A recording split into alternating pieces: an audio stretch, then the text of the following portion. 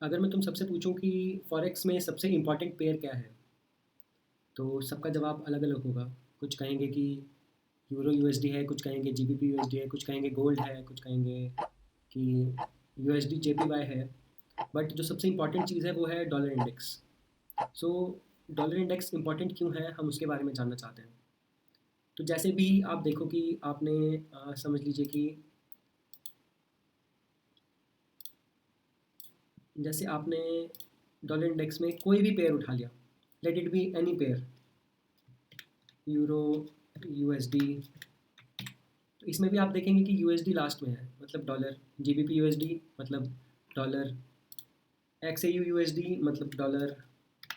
Even BTC USD मतलब उसमें भी डॉलर है।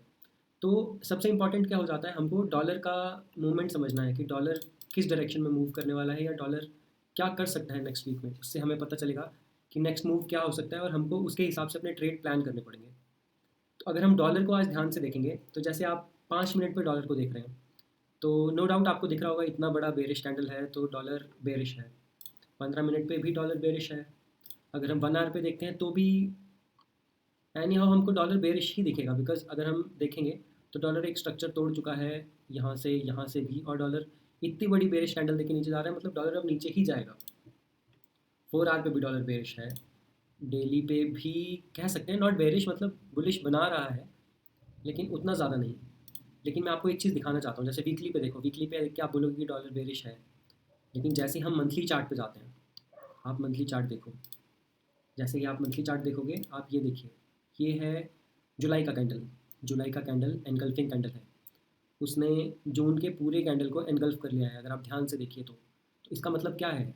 इसका मतलब ये है कि डॉलर बेरिश नहीं रहा, डॉलर बुलिश हो सकता है। तो डॉलर कहाँ तक जा सकता है? अब मैं आपको बाइस का एक सिंपल रूल समझाता हूँ।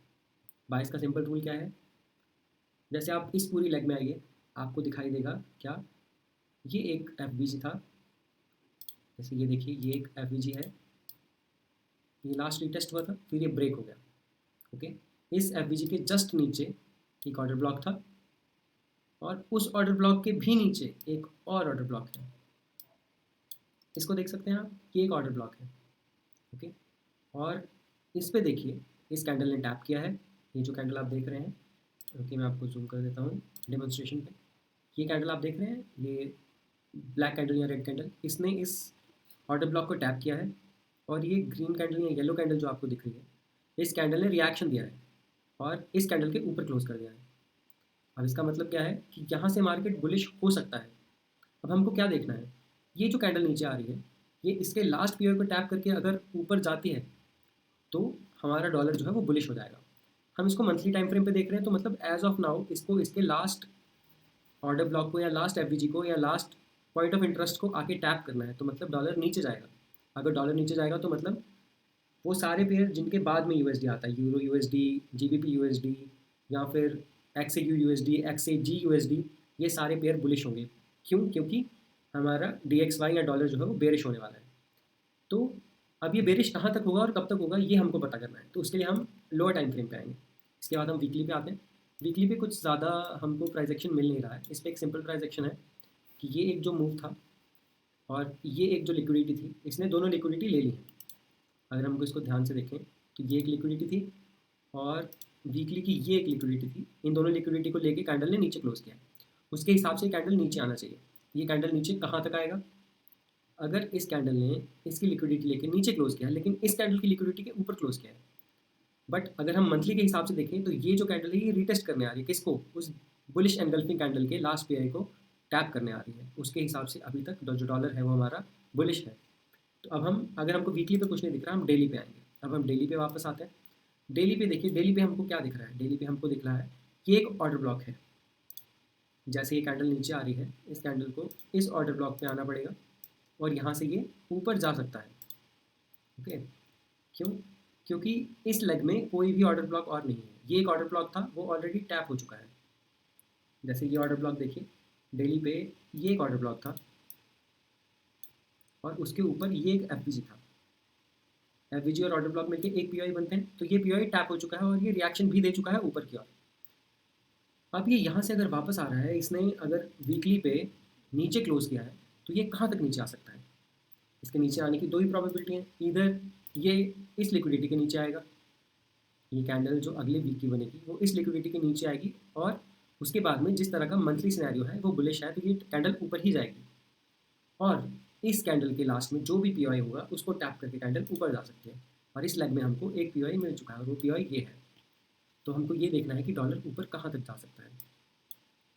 अगर ये सब टैप हो जाता है तो हमको वीकली के हिसाब से डॉलर आगे ऊपर दिखाई दे सकता है, और 4 आवर्स के ऊपर अब हमको ये देखना है कि ये कैंडल कहाँ से रिटर्न हो सकते हैं।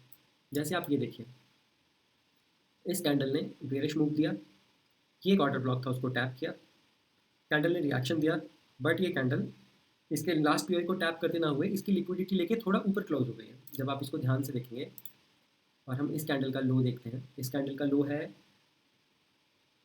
98.679 और इस कैंडल की जो क्लोजिंग है दैट इज 98.684,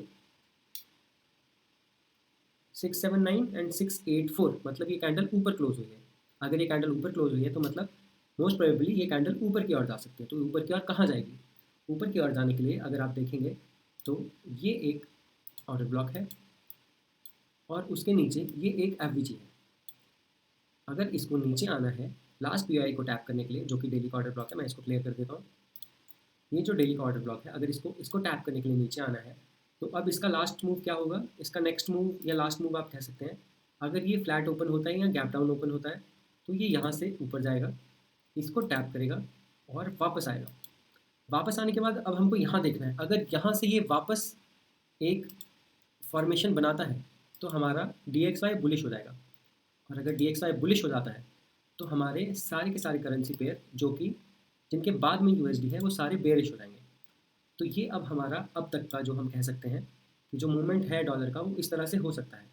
अब अगर हम इसको मंथली पे फिर से वापस देखें तो इस बुलिश एंगल्फिंग कैंडल का जो अगला मूव है वो कहाँ तक हो सकता है? तो हम यहाँ पे फिब ड्रॉ करते हैं। फिब के हिसाब से इट विल गो टू 50%, और इसका 50% कहाँ आ रहा है? इसका 50% आ रहा है इस एफवीजी पे। तो ये इस एफवीजी को टैप कर सकता है डीप ऊपर तक, या फिर अगर ये इसके ऊपर क्लोज करना चाहता है तो ये एक मंथली का ऑर्डर ब्लॉक है, ये नीचे टैप करने के बाद में ऊपर जाएगा। बट ये कैंडल मंथली है, ये आपको ध्यान में रखना है। अगर ये कैंडल मंथली है तो मतलब एज ऑफ नाउ अगर डॉलर नीचे जा रहा है तो डॉलर बेरिश है, अगर डॉलर बेरिश है तो बाकी सारे पेयर बुलिश होंगे। उसी के हिसाब से हम अब गोल्ड को देखते हैं।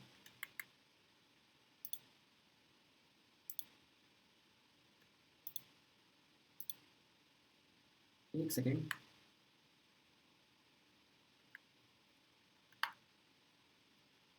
तो हम गोल्ड को देखते हैं मंथली पे। अब गोल्ड को अगर हम मंथली पे देखते हैं तो जैसे कि हम गोल्ड को देखेंगे, गोल्ड ने क्या किया है, गोल्ड ने ये जो लास्ट वॉल्यूम इम्बैलेंस था, ये आप देखिए, ये एक वीआई था इस कैंडल से इस कैंडल तक, जो ये जुलाई का महीना था उसने इस पूरे वीआई को कवर किया है। लेकिन जो अगस्त है उसने एक बुलिश मूव किया है। अगर आप डॉलर को वीकली पे चेक करेंगे तो वीकली पे जैसे आप देखिए, डॉलर का लास्ट मूवमेंट क्या था? डॉलर इस एफवीजी से टैप होके ऊपर गया था, और अगर ये यहाँ से ऊपर गया था तो उसका टारगेट क्या होना चाहिए था? उसका टारगेट होना चाहिए था ये लिक्विडिटी और उसके ऊपर ये लिक्विडिटी। डॉलर ने इस लिक्विडिटी को लिया और फिर उसके बाद में नीचे की ओर मूव किया, बट वो पूरा नीचे नहीं आया है।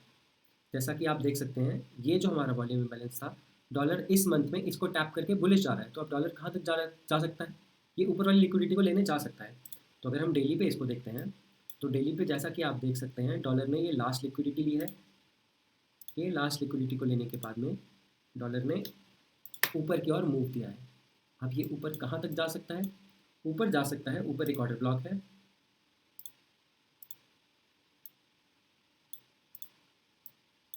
अब दो सिनेरियो हो सकते हैं, डॉलर इस ऑर्डर ब्लॉक को टैप करे और वहाँ से एक बेरिश मूव दे दे नीचे की ओर, जो कि हमारा ये लिक्विडिटी के नीचे हो सकता है।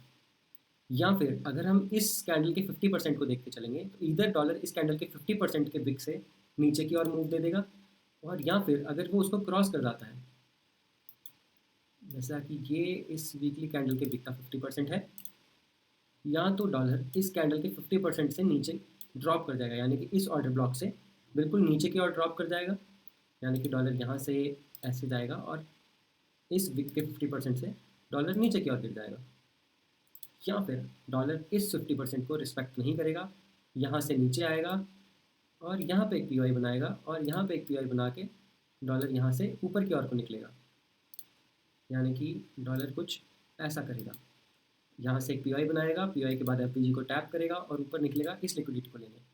इस लिक्विडिटी को क्यों लेगा? क्योंकि हमारा जो DXY है, DXY अभी बेरिश कंडीशन में है जब तक कि वो नीचे के डेली के ऑर्डर ब्लॉक को टैप नहीं करता। अब उसके बेसिस पे गोल्ड कैसा रिएक्ट करेगा वो अभी तक हम आगे मार्केट में देख सकते हैं कि प्रोबेबिलिटी कैसी बनती है। एज ऑफ नाउ अगर हम देखें तो अगर डॉलर ने इस 50% जो है, जो वीकली का विक है, इसके 50% के यहाँ से अगर लिक्विडिटी ग्रैब करी और नीचे की ओर मूव करा तो डॉलर नीचे आएगा जो यहाँ तक, और अगर उसने लिक्विडिटी रन कर दिया यहाँ से, इस पोजीशन से अगर डॉलर लिक्विडिटी रन कर देता है तो हमारा डॉलर ये जो ऊपर के ऑल टाइम हाई की लिक्विडिटी है इसको ले सकता है। लेकिन अब हमें आगे क्या देखना है, जैसे कि हमने DXY में देखा है, DXY मंथली पे अगर वहाँ से अपने मंथली जो कैंडल है वहाँ से अगर DXY ऊपर की ओर मूव ले लेता है, अगर वहाँ से सपोर्ट ले लेगा मंथली पे, तो हमको एक चीज़ देखनी है कि DXY वहाँ से बहुत एग्रेसिव मूव दे सकता है। ये जो डेली का ऑर्डर ब्लॉक है ये इसका लास्ट पी है, अगर ये यहाँ पे आएगा तो यहाँ से बहुत एग्रेसिव मूव ऊपर को देगा। क्यों? क्योंकि मंथली पे एक बहुत बड़ी बुलिश एंगल्फिंग कैंडल बनी है और उसके हिसाब से डॉलर इस ऑर्डर ब्लॉक तक जा सकता है 106 तक। अगर डॉलर यहाँ से बुलिश हो जाता है नीचे आने के बाद लास्ट पी को टैप करके, यहाँ से अगर डॉलर बुलिश हो जाता है तो डॉलर बहुत अग्रेसिवली ऊपर की ओर मूव करेगा और वो अपने अगले ऑर्डर ब्लॉक या फिर इस एवरेज तक जा सकता है। मतलब डॉलर कुछ दिन तक बेरिश रहेगा, उसके बाद बुलिश हो सकता है। उसी के सिनेरियो में अगर हम आगे देखें तो हमारा जो गोल्ड है, हमारे जो बाकी के पेयर हैं जिनमें USD बाद में आता है, वो उसी के अकॉर्डिंगली अभी के टाइम पे थोड़ा बुलिश होंगे, उसके बाद में बेरिश हो जाएंगे। तो हमारा जो गोल्ड है वो आगे आने वाले सिनेरियो में बेरिश हो सकता है। तो उसी हिसाब से हमको अपने ट्रेड्स प्लान करने पड़ेंगे। बिकॉज अगर हम वीकली के हिसाब से देखें तो गोल्ड ने लास्ट जो FVG टैप किया था उसके हिसाब से गोल्ड को ऊपर की दोनों लिक्विडिटी लेनी चाहिए थी, बट गोल्ड ने एक लिक्विडिटी को हंड किया और वहाँ से गोल्ड अग्रेसिवली नीचे की ओर गिरा। बट नीचे की ओर गिरने के बाद वो इन कैंडल्स की लिक्विडिटी लेके फिर वापस मुड़ गया और लास्ट लिक्विडिटी जो उसने ली है उसके बाद में उसने अग्रेसिवली ऊपर मूव किया है। तो अगर ये जो वीकली कैंडल है इसके 50% के ऊपर गोल्ड निकल जाता है तो गोल्ड ऑल टाइम हाई की लिक्विडिटी लेने के बाद ड्रॉप कर सकता है, डिपेंड्स अपॉन हमारा DXY कैसे मूव करता है। और अपडेट जानने के लिए मेरे चैनल को सब्सक्राइब करें। अगर ये वीडियो आपको पसंद आया हो लाइक करें और कमेंट करें। अगर आपको लगा कि मैंने कुछ गलत या फिर कुछ और करेक्शन आप इस एनालिसिस में चाहते हैं तो मुझे कमेंट करके प्लीज़ बताएं। मैं भी आपकी तरह सीख रहा हूँ और मैं आपको अपना एनालिसिस अपने पॉइंट ऑफ व्यू से बता रहा हूँ। अगर एनालिसिस आपका कुछ और आपको दिखाई देता है तो प्लीज़ मुझे कमेंट करके बताएं। Thank you so much. Happy trading.